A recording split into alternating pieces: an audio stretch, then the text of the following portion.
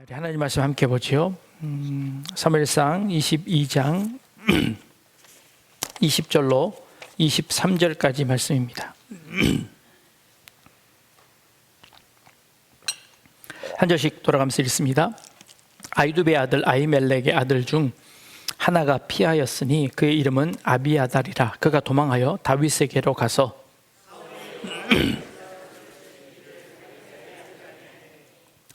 다윗이 아비아달에게 이르되 그날에 에돔 사람 도액이 거기 있기로 그가 반드시 사울에게 말할 줄 내가 알았노라.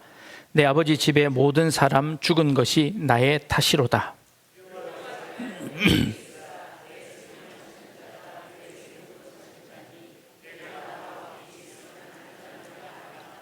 아멘. 1989년도 김수환 추기경이 시작한 캠페인이 하나 있습니다. 혹시 기억하실지 모르겠습니다. 김수환 추기경께서 당신이 타는 차 뒤편에다가 스티커를 하나 붙였습니다. 이 스티커를 붙인 이 일을 인하여 전주교회 평신도 협의회에서 이 운동을 우리 전국적으로 함께 크게 캠페인으로 벌립시다 해서 시작되어진 캠페인의 이름은 내 탓이오라는 그런 캠페인이었습니다. 모든 잘못은 제 잘못입니다.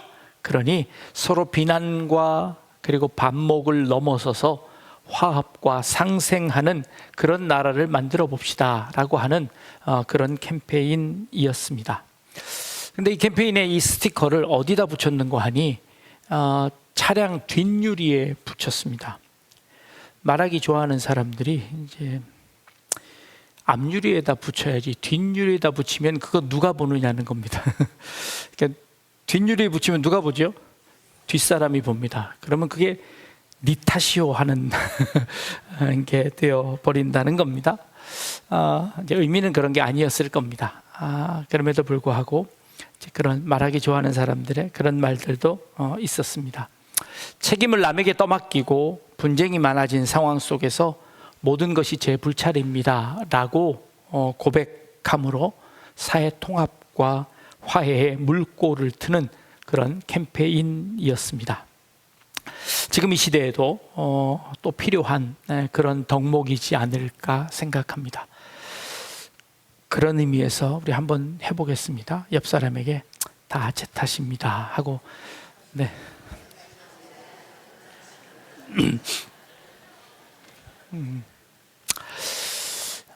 오늘 우리가 읽은 본문 가운데 다윗이 다 제 잘못입니다, 다 내 탓입니다 라고 고백하는 고백이 나옵니다.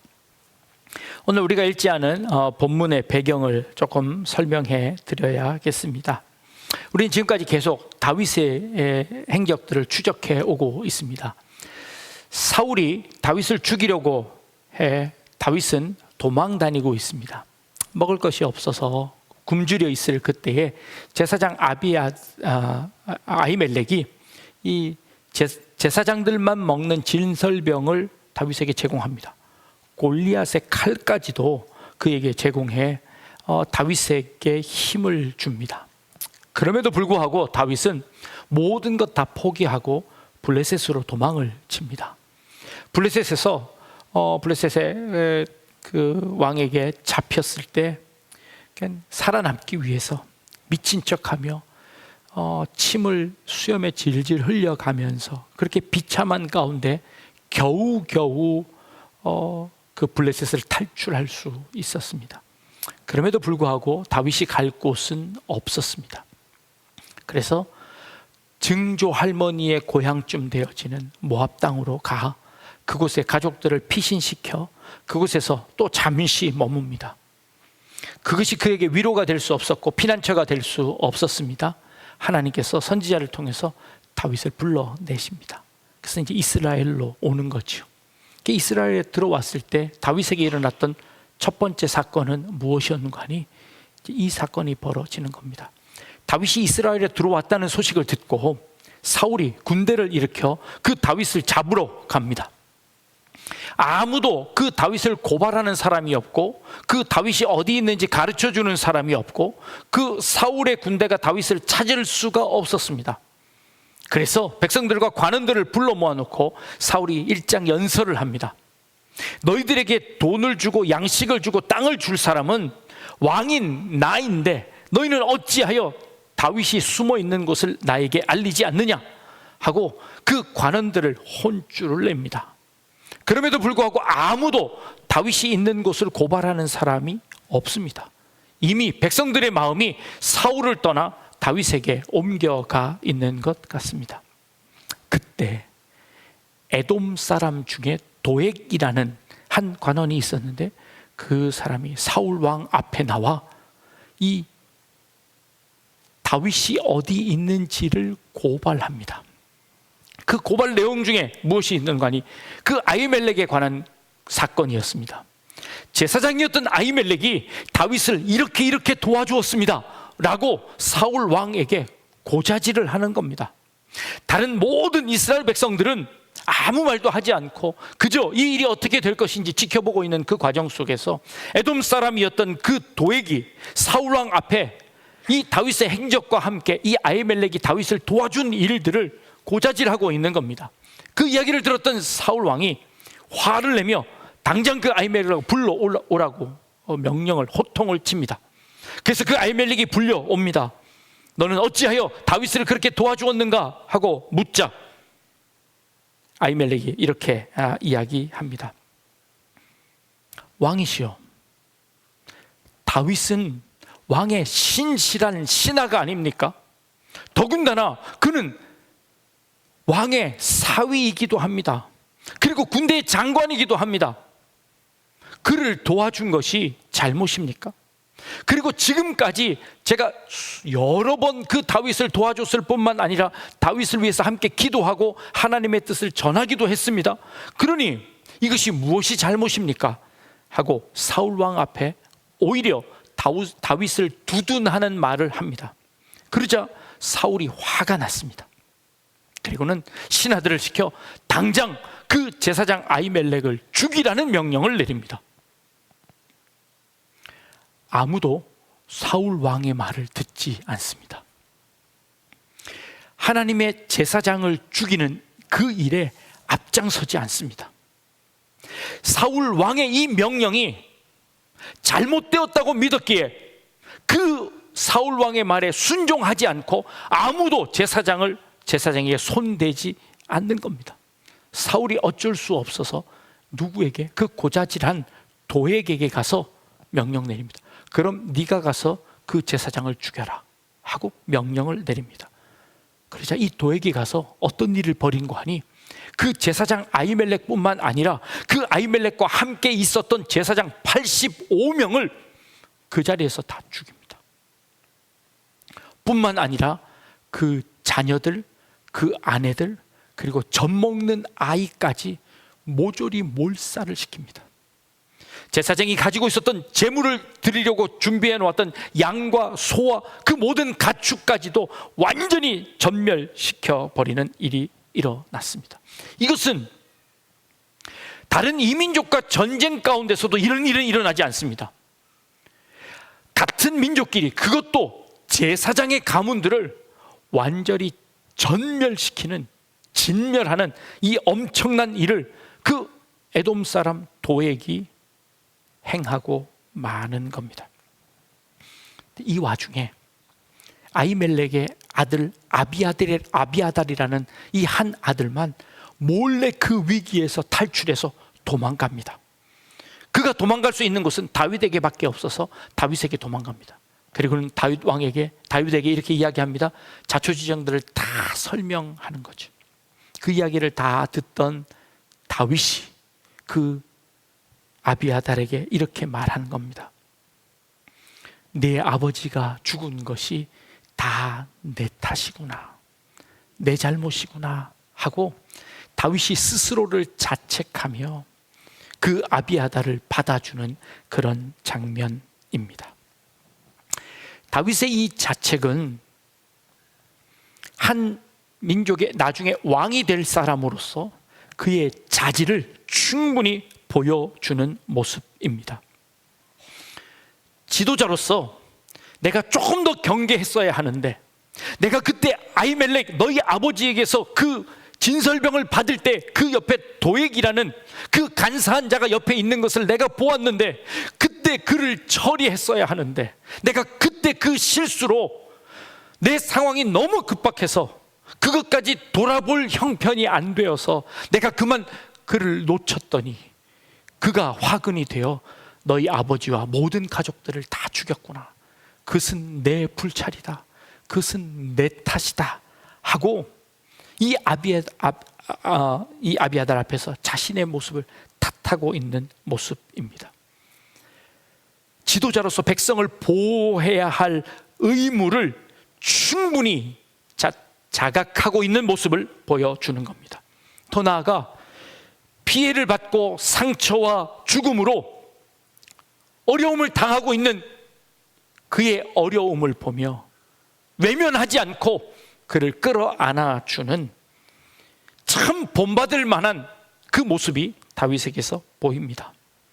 지도자로서 그 실수가 그저 남의 탓입니다 하고 남에게 그 모든 책임을 돌리지 않고 그 모든 책임이 나에게 있습니다 라고 하는 그 태도도 지도자로서 아주 좋은 모습을 보여주고 있습니다.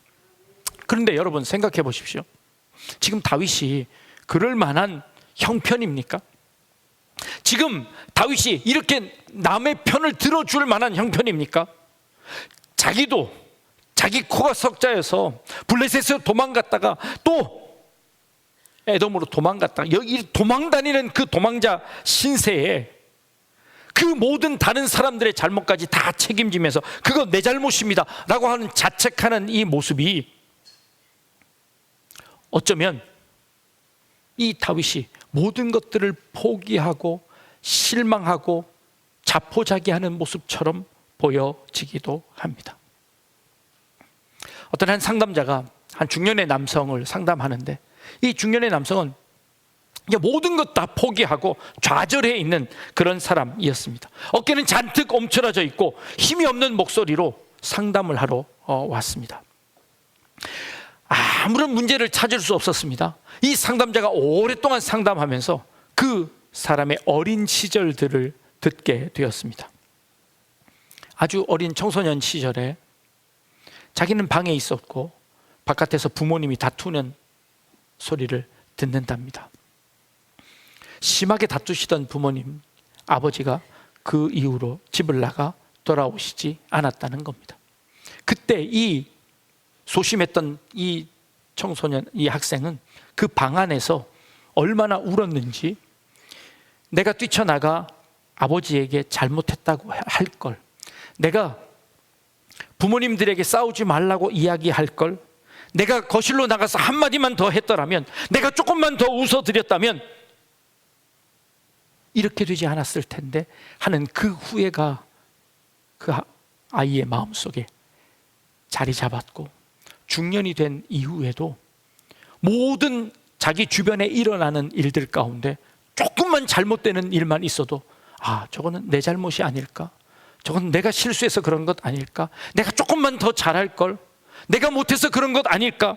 모든 일들이 다 자기의 탓인 것처럼 그렇게 되어 버렸다는 겁니다.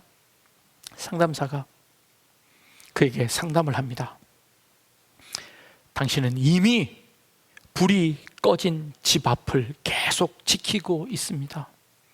이미 그 집은 다 불타 없어지고 새로운 집이 생겨버렸습니다. 이제 더 이상 당신은 그 집을 지킬 의무가 당신에게는 없습니다. 그러니 그 집에서 당신이 나오십시오. 그 과거에 갇혀있는 그 중년 남성에게 이건 당신의 잘못이 아닙니다 하고 그를 구출해내는, 상담하는 그런 일들이 있었답니다. 사실 지금 이 잘못은 누구의 잘못인고 하니 사울의 잘못이고 도액의 잘못입니다. 다윗이 어찌할 수 없는 잘못입니다. 자신의 능력을 벗어난 일입니다. 그럼에도 불구하고 그 다윗은 그 모든 실수와 잘못된 그 모든 것들을, 결과를 자기가 짊어지고 이것은 내 탓입니다 라고 좌절해 있는 모습을 봅니다. 물론 내 탓입니다가 필요할 때도 있습니다. 그런데 꼭 이 내 탓입니다라고 하는 것은 정말 착하고 여린 사람들이 그저 다른 사람들의 잘못까지도 모두 다 끌어안고 끙끙 앓는 모습을 봅니다. 특히 우리 예수 믿는 사람들 중에 그것 내가 조금 더 참지 못해서, 내가 조금 더 손해보지 못해서, 내가 조금 더 인내하지 못해서 이런 일들이 생길 것 아닙니까? 하고 스스로를 자책하며 모든 잘못의 결과들을 자신이 짊어지는 모습을 봅니다. 그때 내가 조금 더 잘했어야 하는데, 내가 조금 더 참았어야 하는데 라고 그 모든 실수의 그 죄책감을 자신이 짊어지고 있다는 것이지요. 그래서 그 과거에 얽매여서 앞으로 조금 더 나아가지 못하고 늘 그 자리에 있다가 결국 그것이 너무 무거워 포기해버리고 스스로 목숨을 끊는 사람들이 많아지고 있는 이런 사회를 봅니다. 다윗은 그것 다 내 잘못이다 라고 이야기하지만, 그러나 엄밀히 따져보면 그것은 다윗의 잘못이 아닙니다. 사울의 악행과 그 도에게 그 간사함 때문에 이 일이 벌어진 것 아닙니까? 그럼에도 불구하고 다윗은 이 모든 짐들을 짊어지려고 하는 겁니다. 책임과 죄책감을 구분할 필요가 있습니다. 책임은 내가 선택한 행동과 태도의 결과에 대한 책임입니다.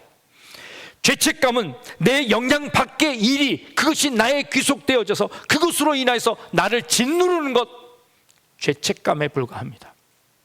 그것을 구분해야 합니다. 그리고 내가 잘못한 그 책임에 대해서는 회개해야 하는 것이 분명합니다. 잘못을 인정하고 회개하는 것 필요합니다. 그러나 그 회개를 넘어서는 내가 통제할 수 없는 그 영역에까지도 내가 그것을 다 책임질 수는 없습니다. 그때 우리 성도들이 할 수 있는 것은 하나님께 맡기는 겁니다. 하나님, 이것은 내 실수입니다. 그러나 이것 넘어선 이것은 내가 감당할 수 없는 일입니다. 이 모든 것을 하나님께 맡깁니다. 하나님이 책임져 주십시오. 우리는 그 책임에서 벗어날 필요가 있습니다. 내가 져야 하는 짐과 그리고 하나님이 져야 하는 그 짐을 구분할 필요가 있는 겁니다.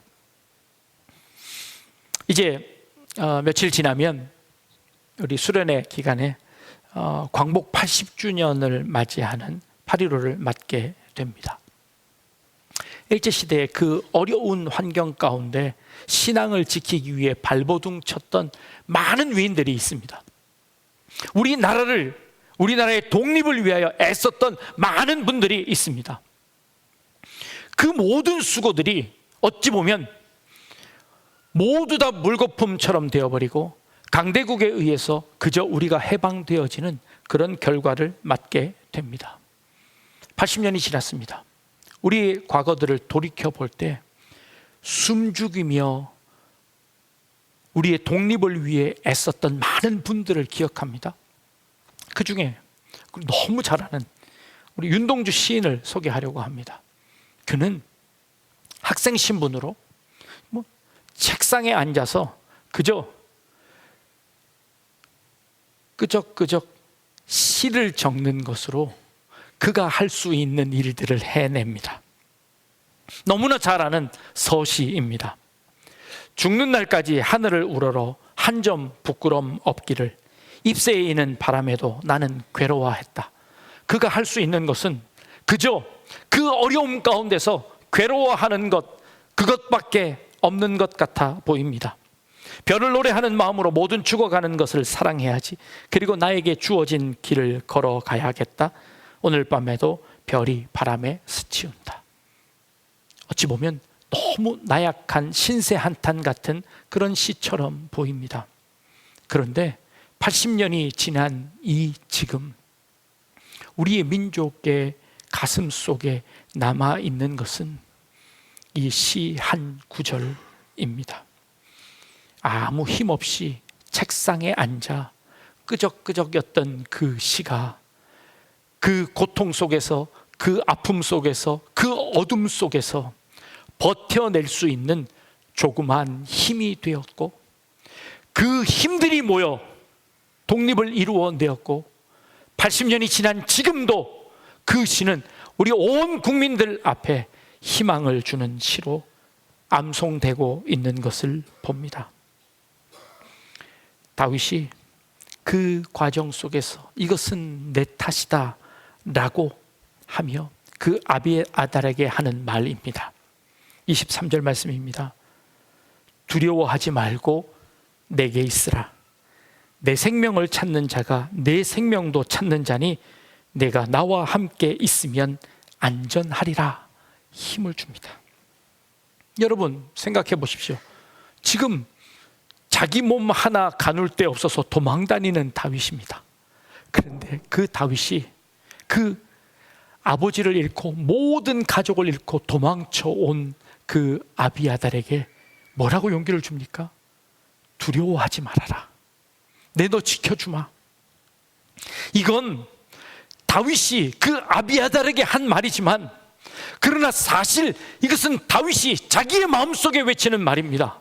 아니, 하나님께서 다윗에게 한 말을 이 다윗이 그의 마음속으로 다시 되뇌이는 그런 말 아니겠습니까?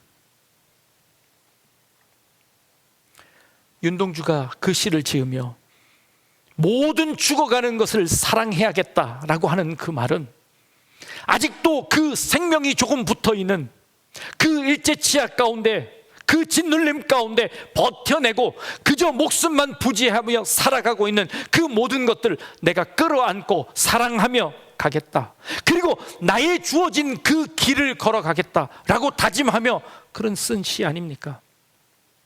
지금 이 어려운 환경 가운데서도 나보다 더 어려움을 당하고 있는, 부모를 잃고 온 가족을 다 잃고 갈 데 없는 그 아비아달 한 사람 데려다가 두려워하지 말아라.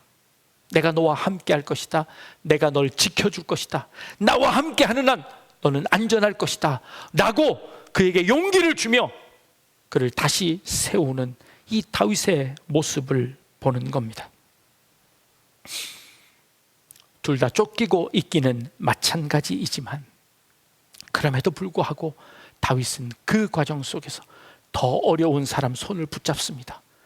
내가 그에게 힘이 되어주면 그것이 오히려, 그 어린아이가 오히려 다윗에게 힘이 되어주는 상황입니다. 다윗을 쫓아온 사람들, 억울하고 그리고 빚지고 쫓기는 사람들이 다 다윗에게 몰려옵니다. 그 사람들과 함께 무엇을 할 수 있겠습니까? 그럼에도 불구하고 그들을 붙잡으며 우리 한번 힘내봅시다 라고 이야기합니다. 경제가 점점 어려워집니다. 살기가 더 힘들어집니다. 최근에 주변에 있는 너무 어려워 도망갔다는 이야기도 들립니다. 이런 어려움 가운데 우리가 할 수 있는 것이 무엇입니까? 주변에 어려운 사람들 손 붙잡고 그거 네 탓 아니야, 괜찮아, 그거 내 탓이야, 그러니 우리 한번 힘냅시다 하고 그 사람의 손을 붙잡고 용기를 주며 다시 살아갈 수 있는, 버텨낼 수 있는 그 힘을 주며 다시 일으켜 세웁니다. 이게 다윗이 한 일입니다. 블레셋에 가서 미친 척도 해보고 다른 민족에 도망 다녀보기도 하고 그 과정 속에서 그럼에도 불구하고 나를 붙잡는 그 하나님의 손길에 힘을 얻어 나보다 더 어려운 사람들 손 붙잡고 우리 한번 힘내봅시다. 다시 한번 일어나 봅시다. 모든 것 내 탓이라고 돌리고 우리 다시 한번 힘을 내봅시다 라고 세우는 이 일이야말로 정말 내 탓에서 한 걸음 더 나아가 이제 나로부터 그 일을 시작하는 일들이 됩시다 라고 하는 다윗의 믿음의 결단의 행동인 줄 믿습니다. 우리 약대중과 함께 우리 모든 성도님들, 어려움 가운데 있는 사람들에게 다 내 탓입니다. 이제 우리 다시 한번 시작해 봅시다. 이제 다시 한번 일어서 봅시다 하고 서로 힘과 용기를 주며 다시 한번 믿음의 결단을 하고 일어설 수 있는 우리 약대중앙교회 모든 성도님들 다 되실 수 있기를 주님의 이름으로 축복합니다. 기도하겠습니다.